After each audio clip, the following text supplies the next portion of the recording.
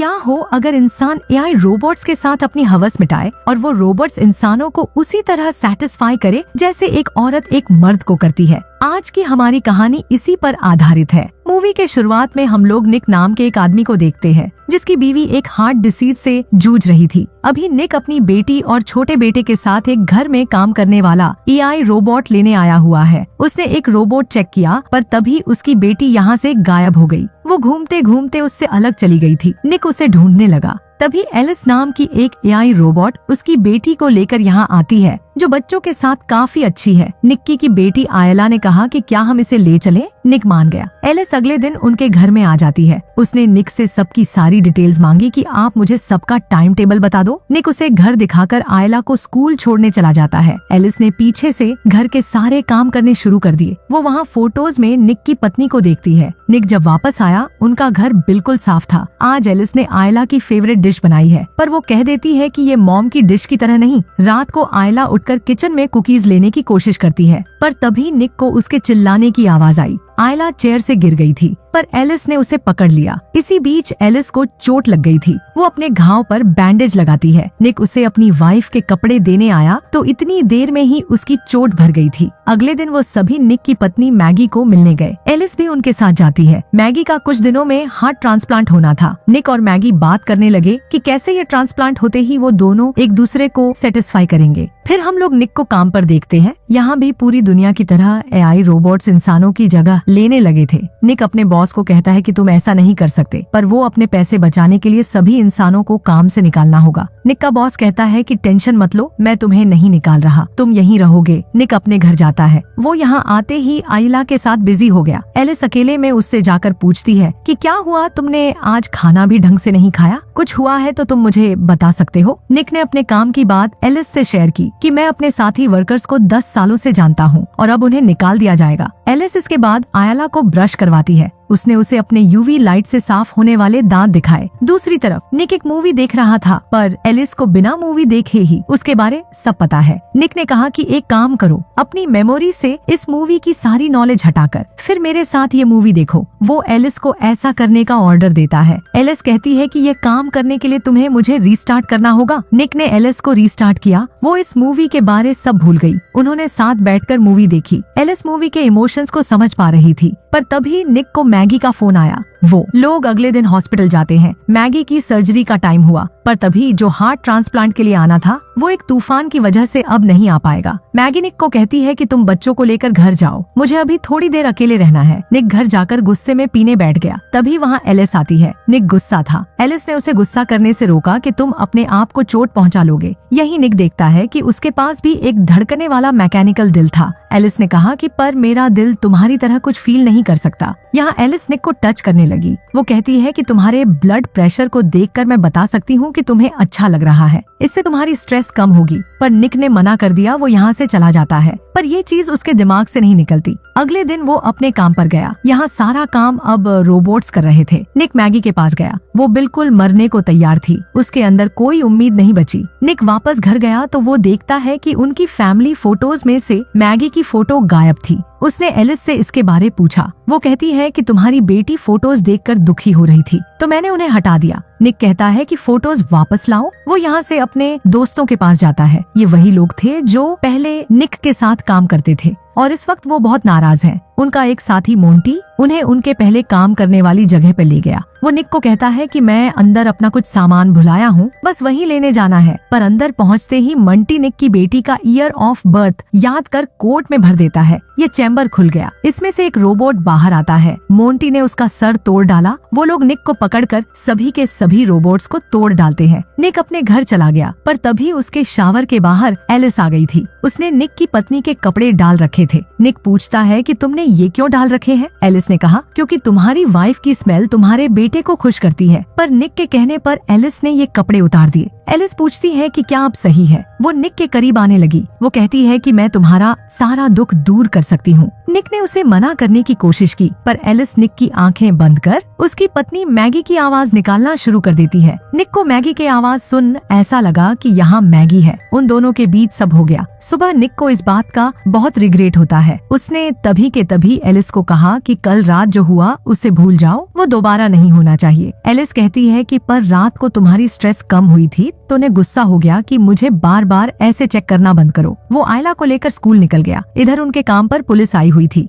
उसका बॉस निक से पूछता है कि कल रात तुम्हारे कोट से इसे खोला गया, पर निक कह देता है कि मेरा कोट तो मेरी बेटी का ईयर ऑफ बर्थ है, कोई भी उसे गैस कर लेगा। तो उसके बॉस ने कहा कि अगर तुम्हें इसके बारे कुछ भी पता है तो अभी के अभी बता दो, वरना बहुत बुरा होगा। तभी नीक को मैगी का फोन आता है। उन्हें उसके लिए एक नया हर्ट मिल गया था। मैगी की सर्जरी होती है, वो मरने से बच गई। नीक मैगी को वापस घर ले आया। शाम को मैगी सबके लिए खाना बनाती है, पर यहाँ उसे चक्कर आ रहे थे। वो पूरी तरह ठीक नहीं हुई। उनकी बेटी ने खाना खाकर कहा कि एलिस से बहुत अच्छा है। अब ये चीज एलिस को पसंद नहीं आई। यहीं अगले दिन जब मैगी उठती है, उसे आयला की चिल्लाने की आवाज जाती है। वो नीचे की ओर भागी, पर रास्ते में ही मैगी गिर गई। एलिस मैगी को उठाकर उसके कमरे में लेकर जाती है। रात को जब निक वापस आया तो एलिस बताती है कि मैगी सीढ़ियों से गिरकर रेस्ट कर रही है। निक मैगी के पास जाता है। उसने उसे कहा कि चलो, मेरे पास तुम्हारे लिए एक सरप्राइज है। निक मैगी को बाहर अपने गार्डन में लेकर गया। वो सारा परिवार साथ में डिनर करता है, पर अंदर से एलिस ये सब देखकर जल रही थी। इसके बाद मैगी और निक अपने कमरों में चले जाते हैं। तभी बीच में एलिस आ गई। वो कहती है कि तुम्हारी बेटी तुम्हें बुला रही है। निक इसके बाद बाहर दोबारा गार्डन में गया। वहाँ उसका वही दोस्त मोंटी आ जाता है। वो दोनों साथ में ड्रिंक करने लगे। मोंटी कहता है कि मेरी बीवी ने मुझे छोड़ दिया, मेरे पास पैसे नहीं है और किसी ने मेरा नाम भी पुलिस को बता दिया। मोंटी का शक था कि ये निक ने किया है।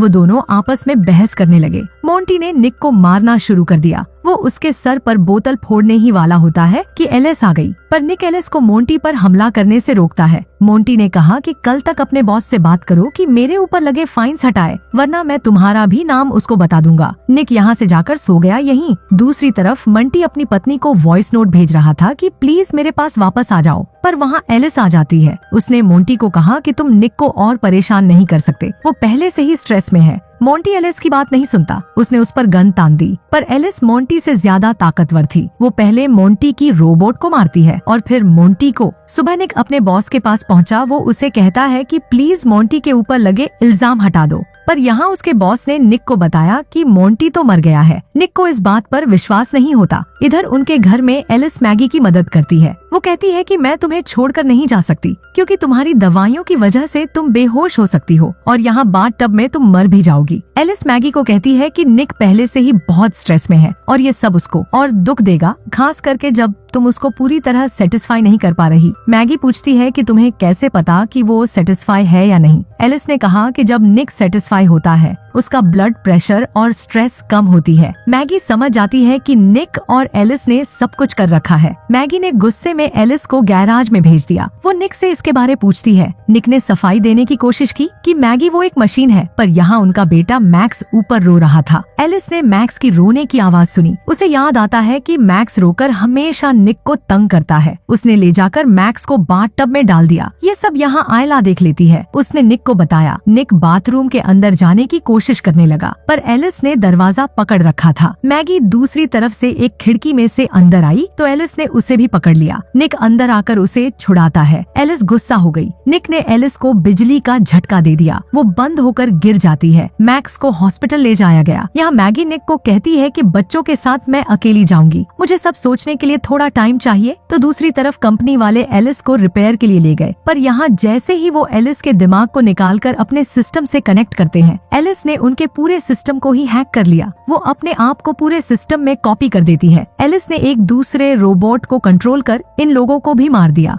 सीन शिफ्ट होता है हॉस्पिटल में, जहाँ निक का पूरा परिवार बैठा था, पर निक अकेला एक बार में दुखी होकर पी रहा है। तभी वहाँ एलिस आ गई। वो कहती है कि मैं तुम्हारे सारे दुखों को खत्म कर दूंगी। मैंने उस मोंटी को भी मार डाला और अगली बारी तुम्हें दुख देने वाले तुम्हारे उस परिवार की है। एलिस एक दूसरे रोबोट के जरिए हॉस्पिटल पहुँच चुकी थी। वो इधर निक को भी पकड़ लेती है, पर निक ने उससे दो प्यार की बातें कर उस पर हमला कर दिया। तो यही हॉस्पिटल में मैगी ने कुछ आवाजें सुनी। वो आयला को पीछे छोड़कर आवाज के पीछे जाती है। आयला जब उठी वहाँ कोई नहीं था। उसे भी दूर से मैगी की आवाज आई। यहाँ के सभी रोबोट्स को एलिस ने कंट्रोल कर बंद कर दिया है। पर तभी मैगी ने आयला को पकड़ लिया। एलिस उन्हें यहीं ढूंढ रही थी। वो एक नर्स को पकड़ लेती है। मौके का फायदा उठा मैगी आयला को ले निकल गई। वो मैक्स को उठाती है, पर एलिस ने पीछे से यहाँ मैगी को लगा एक ग्लास का टुकड़ा देख लिया। वो अपने यूवी लाइट से इन खूनों को ट्रैश करते हुए आगे बढ़ी, पर उसके पहुँचते ही वो लोग उसकी विजन ब्लॉक करके भाग निकले। पीछे से निक भी हॉस्पिटल की तरफ आ रहा था, पर उससे पहले ही एलिस ने मैगी को पकड़ लिया। वो उसे मारने ही वाली होती है कि आकर निक ने एलिस को टक्कर मार दी। मैगी जाकर निक को कार से निकालती है, पर निक बेहोश हो चुका था। वो मैगी के उठाने पर भी नहीं उठ रहा। इधर एलिस उठ चुकी थी। वो मैगी को पकड़कर फिर से मारने ही वाली होती है, तभी पीछे निक आ गया। निक और मैगी मिलकर अब की बार एलिस को पूरी तरह बंद कर देते हैं। वो पूरा परिवार बच गया। पर दूसरी तरफ इस रोबोट कंपनी का मालिक अपने उस रिपेयर सेंटर में पहुंचा।